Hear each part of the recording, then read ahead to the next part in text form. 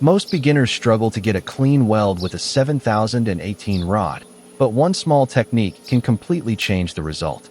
In this video, I'm welding this steel joint using a 7018 low-hydrogen electrode.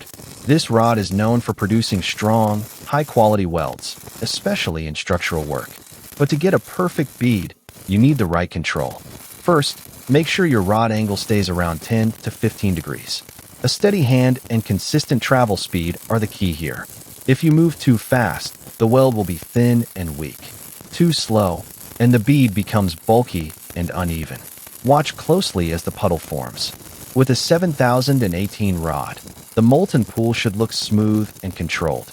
I'm slightly weaving the rod to fill the joint evenly and make sure the fusion goes deep into the metal. Another important tip is arc length. Keep the arc short and stable. A long arc can cause spatter and poor penetration, which weakens the weld. As you can see, the slag is forming on top of the bead.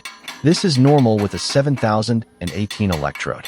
Once it cools, the slag will chip off easily and reveal a clean, solid weld underneath. This technique is commonly used in heavy fabrication, construction, and pipeline welding because it provides excellent strength and durability.